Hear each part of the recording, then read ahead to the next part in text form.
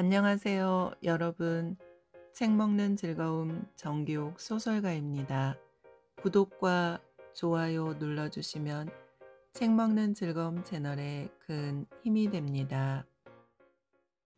오늘은 김주욱 작가의 짧은 소설 내 인생의 판타지 읽어 드립니다. 내 인생의 판타지.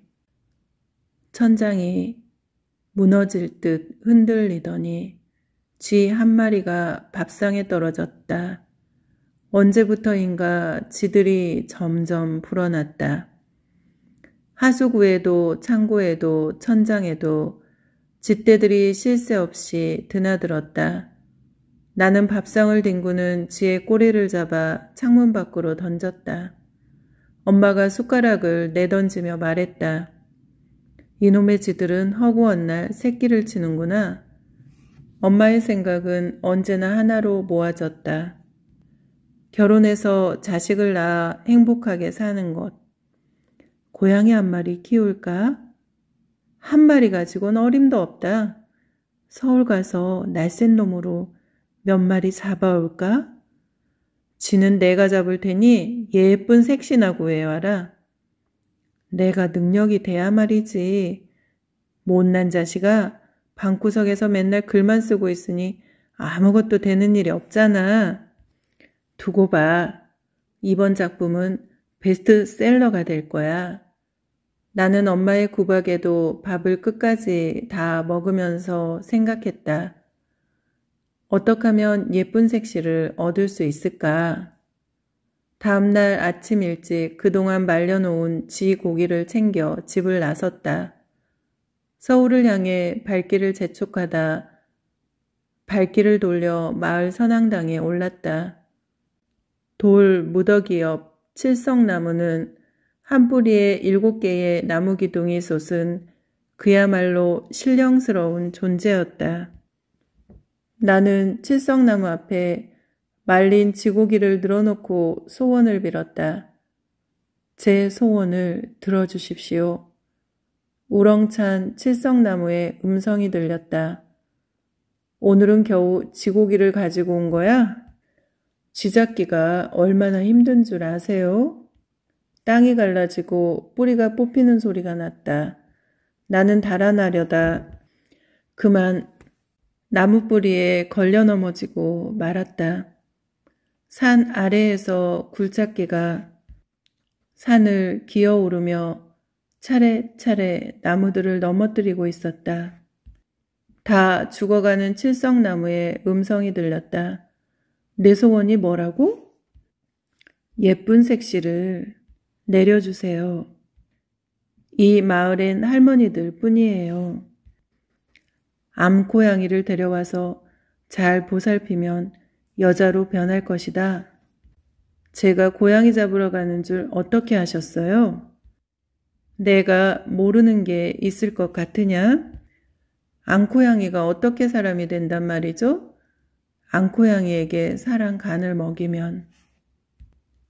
칠성나무가 이야기를 다 마치기도 전에 굴착기의 갈퀴가 땅을 긁어냈다.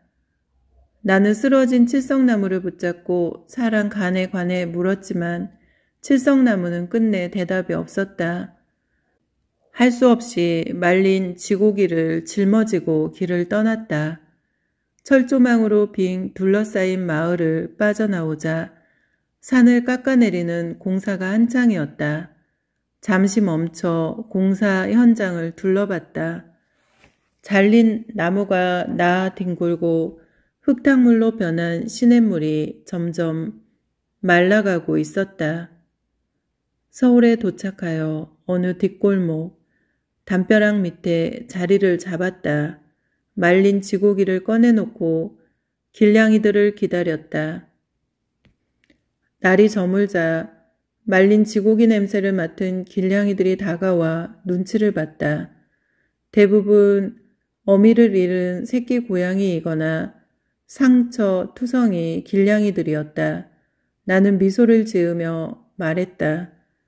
시골에서 잡은 야생쥐다. 맛 좀 보렴. 눈치를 보던 길냥이들이 말린지를 먹기 시작했다. 우리 집에 가지 않을래? 우리 집엔 싱싱한 지가 아주 많아. 길냥이들은 말린지를 먹으면서 길을 쫑긋 세웠다. 말린 쥐고기는 금세 바닥이 나고 배가 덜 찬 길냥이들은 입맛을 다셨다. 우리 집에 가면 매일 싱싱한 쥐와 사료를 배불리 먹을 수 있어. 길냥이들은 담장 위에 올라가 회의를 했다. 나는 담장 밑으로 다가가서 말했다. 겨울이 오고 있어. 너희들은 버려지기 전에 먹었던 사료와 따뜻한 잠자리가 그립지 않니? 조용히 해. 우리 회의 중이잖아. 얘들아, 우리 집에는 싱싱한 쥐와 사료 말고도 맛있는 것이 아주 많단다. 길냥이들은 서로 눈치를 봤다. 봄이 오면 너희들에게 싱싱한 간을 줄게. 길냥이들이 머리를 갸우뚱거리며 간에 대해 소곤거렸다. 나도 모르게 튀어나온 간 이야기를 어떻게 수습해야 할지 고민하는데 우리 마을의 전설이 떠올랐다. 옛날에 우리 마을에 썩은 고기만 먹던 여우가 한 마리 살았단다. 그 여우가 사랑간을 먹고 예쁜 여자가 되었어. 내가 시키는 대로 하면 너희도 사람이 될 수 있어. 사람이 돼서 뭐하게? 우리는 사람을 믿지도 않고 좋아하지도 않아. 너희들 중에 사랑간 먹어본 고양이 있니? 사랑간은 쥐고기에 비할 바가 아니야. 쥐보다 맛있다는 사랑간의 맛이 궁금하긴 해. 내 간을 걸고 맹세하마. 너희를 배불리 먹여줄게. 나를 따라 나선 길냥이들이 골목을 빠져나가는 동안 간을 먹으러 간다는 소문에 길냥이들이 계속 불어났다. 나는 길냥이들을 이끌고 집으로 가는 동안 고민에 빠졌다. 칠성나무가 넘어가지만 않았어도 앙코양이를 사람으로 만드는 방법을 제대로 들었을 텐데 답답하기만 했다. 길냥이들을 이끌고 산을 넘고 강을 따라 계속 걷는데 길냥이들이 배가 고프다고 울었다. 얘들아, 조금만 더 가면 된단다. 길냥이들은 더 이상은 배가 고파서 갈 수가 없다고 울었다. 집에 가기 전에 먹을 것이 없단다. 길냥이들은 하는 수 없이 나를 따라 물이 말라 바닥이 드러난 냇가를 건넜다. 잘라낸 나무가 가득한 공사 현장을 지나 철조망으로 둘러싸인 길을 따라 올라갔다. 길냥이들을 이끌고 집에 도착하자 길냥이들의 울음소리에 놀란 엄마가 문을 열었다. 반갑다 얘들아. 어서 우리 집에 있는 쥐를 몽땅 잡아먹으렴. 배가 고플 대로 고팠던 길냥이들은 날이 저무는지도 모르고 쥐를 잡아먹었다. 나는 먼 길을 오느라 지친 길냥이들을 창고에 몰아넣고 문을 걸었다. 얘들아, 이젠 뒷골목을 돌아다니지 않아도 된단다. 길냥이들은 비가 새는 창고에서 서로 달라붙어 추운 줄도 모르고 잠들었다. 서로의 체온 덕분에 창고가 따뜻한 집처럼 변했다. 길냥이들은 자면서 고맙다고 잠꼬대했다. 길냥이들은 집 안과 마당에 살던 쥐를 다 잡아먹었다. 나는 문을 걸고 집 밖을 나가지 않았다. 배가 고픈 길냥이들은 문을 긁으며 맛있는 사료를 달라고 울었다. 창밖을 바라보던 엄마가 말했다. 저것들이 간땡이가 부었나 봐. 걱정하지 마. 다 생각이 있어. 나는 창문을 반쯤 열고 말했다. 얘들아, 뒷산에 올라가면 쥐보다 더 맛있는 것이 아주 많단다. 배고픈 길냥이들이 뒷산으로 올라갔다. 그곳엔 앞산을 깎아내리는 공사로 집을 잃은 동물들이 몰려와 배고픔과 추위에 떨고 있었다. 나는 매일 숨어서 길냥이들을 관찰하면서 기록했다. 제일 예쁘고 날쌘 길냥이를 선택하기 위해서였다. 길냥이들은 동물들이 불쌍했지만 배가 고파서 어쩔 수 없었다. 쥐를 잡던 실력으로 처음엔 다람쥐를 잡아먹었다. 그 다음엔 두세 마리씩 짝을 지어 토끼를 잡아먹었다.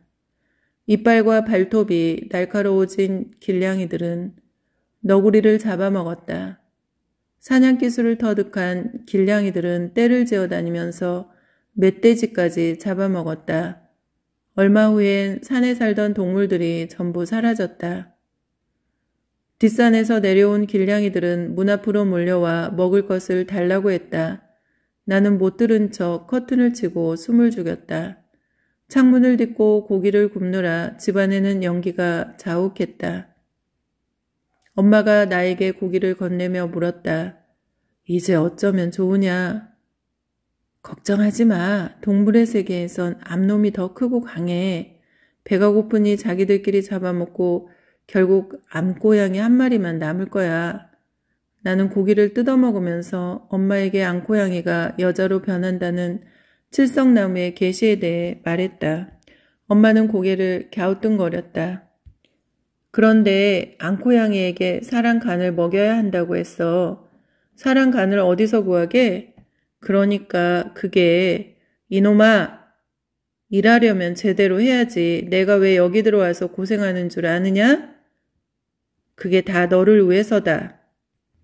걱정하지 마. 그동안 쥐의 간을 실컷 먹었으니 암고양이 한 마리만 남으면 저절로 여자로 변할지도 모르잖아. 이 녀석아, 세상 일이 그리 쉬우면 내가 여태껏 고생하고 살았겠냐? 정신 바짝 차리고 살아야 해. 그만 좀 해. 나도 다 생각이 있어. 창문을 열고 연기가 밖으로 나가게 부채질했다. 나는 창문으로 머리를 내밀고 말했다. 좀 일찍 오지 그랬어. 다 먹어버렸는데 어쩌지?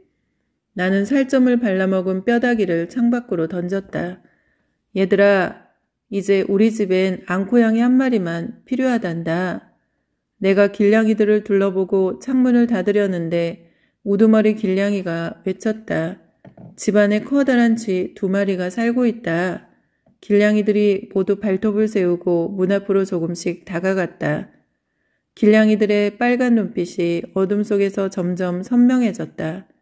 길냥이들은 모두 날카로운 발톱을 세우고 문에 달라붙었다. 문이 순식간에 뜯어졌다. 길냥이들이 집 안으로 들이닥쳤다. 집 안으로 들어가지 못한 길냥이들은 날카로운 발톱으로 벽을 계속 긁어댔다. 엄마와 나는 길냥이들의 습격에 놀라 화장실로 들어가 문을 잠갔다. 우두머리 고양이가 밖에서 외쳤다. 생각나. 내 놈이 우리를 배불리 먹여주고 재워주고 간까지 내준다고 했어? 나는 떨려서 아무 대답도 하지 못했다. 이제 간을 먹어야겠다. 엄마, 저것들이 설마 나를 잡아먹진 않겠지? 다 생각이 있다며. 길냥이들은 화장실 문을 긁어대다 힘에 붙였는지 갑자기 조용해졌다. 내가 귀를 틀어막고 벌벌 떨기만 하자 엄마가 묘안을 짜냈다. 나는 여기 있을게. 내가 마을에 가서 먹을 것을 구해오겠다고 하고 사람들을 불러와라. 알겠어요. 암고양이 한 마리만 남기고 모조리 죽여버려야겠어요. 나는 화장실 문틈으로 얼굴을 내밀고 길냥이들에게 말했다. 얘들아, 그러지 말고 잠깐만 기다려. 내가 먹을 것을 구해다 줄게. 길냥이들이 코웃음을 치며 말했다. 지금까지 속은 것도 원통한데 또 속을 것 같으냐? 내 농간부터 먼저 씹어 먹어야겠다. 나는 화장실 문을 닫고 주저앉아 울기 시작했다. 이제 어떡해. 그럼 정에 호소하는 수밖에 없겠구나. 엄마가 내 귀에 대고 속삭였다. 나는 엄마의 묘책을 듣고 어찌해야 할지를 몰랐다. 난 못해. 그러다 저놈들이 진짜로 달려들면? 다른 방법이 없지 않니? 엄마가 등을 떠밀었다. 나는 화장실 문을 열고 무릎 꿇고 앉았다. 내가 쥐를 잡으려고 너희를 데려왔어. 엄마는 아무 잘못이 없으니 나를 잡아먹고 엄마를 살려다오. 그러자 엄마도 내 옆에 무릎 꿇고 말했다. 나는 살 만큼 살았으니 차라리 나를 잡아먹고 아들을 살려다오. 길냥이들은 뜻밖의 반응에 패가 갈렸다. 엄마를 인질로 잡아 나를 보내 먹을 것을 구해오도록 하자는 무리와 더는 속지 말고 엄마와 나를 다 잡아먹자는 무리가 팽팽히 맞섰다. 길냥이들은 굶주린 배를 안고 회의를 시작했다. 회의가 진행되는 동안 엄마와 나는 계속 화장실 바닥에 엎드려 빌고 또 빌었다. 잠시 후 우두머리 길냥이가 말했다. 좋다. 가서 먹을 것을 구해와. 그런데 자정전에 돌아오지 않으면 엄마를 잡아먹을 거야. 나는 뛰어나가 마을을 돌아다녔으나 아무도 없었다. 이미 사람들은 모두 2주 보상금에 합의하고 떠난 뒤였다. 허물어진 집엔 빈 구름만 굴러다녔다. 시간이 얼마 남지 않았다. 나는 하는 수 없이 길냥이들에게 다시 사정하려고 집을 향해 달렸다. 숨이 차서 심장이 터질 것 같았다. 나는 얼마 달리지 못하고 나무 밑에 앉아 생각했다. 잠시 후 나는 생각을 정리하고 일어나 천천히 걸었다. 잘라낸 나무가 가득한 공사 현장을 지나 철조망으로 둘러싸인 길을 따라 올라갈 때는 이미 자정이 지나버렸다. 집에 도착해 뒷담을 넘어 들어가 숨을 죽이고 집안을 살폈다. 발톱을 세운 길냥이들에게 둘러싸인 엄마는 넋을 잃고 쓰러져 있었다. 나는 담 밑에 주저앉아 고개를 떨어뜨리고 눈을 감았다. 길냥이들이 서로 싸우는 소리가 들렸다. 나는 양손으로 귀를 틀어막고 악몽이 빨리 끝나길 바랐다. 날이 서서히 밝아올 때까지 피비린내가 진동했다. 아침 햇살이 눈부셨다. 집 안에서는 아무 소리도 들리지 않았다. 나는 용기를 내서 집 안으로 들어갔다. 길냥이의 털이 공기 중에 떠다니고 있었다. 바닥에는 길냥이들의 사체들이 처참하게 널려 있었다. 살아있는 길냥이는 없었다. 바닥에 발기발기 찢긴 엄마 옷이 보였다. 흥건한 피가 말라붙은 옷을 잡아당기는데 화장실에서 여자의 노랫소리가 들렸다. 온몸에 소름이 돋았다. 갸냘픈 목소리가 나를 부르는 듯 했다. 천천히 화장실로 다가서서 떨리는 손으로 문을 열었다.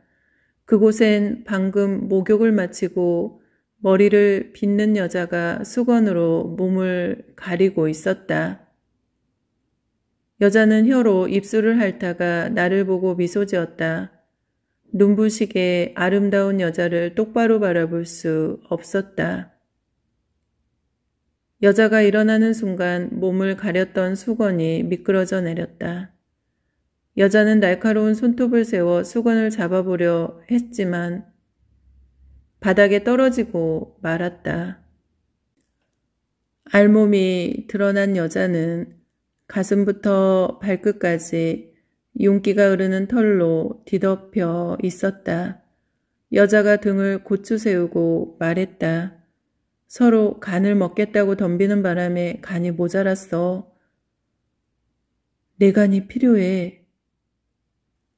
나는 몸이 뻣뻣하게 굳어 꼼짝할 수 없었다. 여자가 발톱을 세우고 뛰어오른 순간 정신을 잃고 말았다. 나는 아내에게 방금 초고를 완성한 길냥이들 이야기를 들려주고 나서 물었다. 어때? 해피엔딩이네. 간은 잘라내도 다시 불어나잖아. 그렇지? 요즘 사람들은 해피엔딩을 좋아하지? 원고 들고 칠성나무 앞에 가서 소원을 빌어봐. 알았어. 나도 베스트셀러에 한번 올라보고 죽어야 할 텐데. 아내가 나를 보고 미소 지었다. 눈부시게 아름다운 송곳니를 똑바로 바라볼 수 없었다. 그런데 아내의 다리에는 아직 털이 남아있다. 그래서 나는 간을 열심히 키우는 중이다. 싱싱한 간을 아내에게 주기 위해서. 소설은 여기까지입니다. 김주옥 작가님 양력 소개합니다. 2014년 자전적 경험을 토대로 한 장편소설 표절을 시작으로 2015년 아르코 창작기금 선정 단편소설집 미노타우루스, 2016년 경기문화재단 단독 출판 선정 중단편 소설집 허물, 2017년 그림의 이야기와 소설의 이미지가 만나는 단편소설집 핑크몬스터, 2019년 교보문고 이북 초단편 오디오북 오이모독제 부드럽고 달콤한 맛 빨간 요도 등 크리스마스 케이크 발표하셨고요. 2020년 화가들의 상과 대표 작품을 재해석한 소설집 그림이 내게 와서 소설이 되었다. 2021년 아르코 문학나눔 선정 제주 4.3 항쟁의 형식적 변주를 담은 장편소설 물북소리 등을 펴냈습니다. 제5회 청강문학상 소설대상, 제23회 전태일 문학상을 받았습니다. 저는 또 좋은 작품으로 찾아뵙겠습니다. 감사합니다. 사랑합니다. 축복합니다. 책 먹는 즐거움 정기욱 작가였습니다. 오늘도 행복한 날 되세요.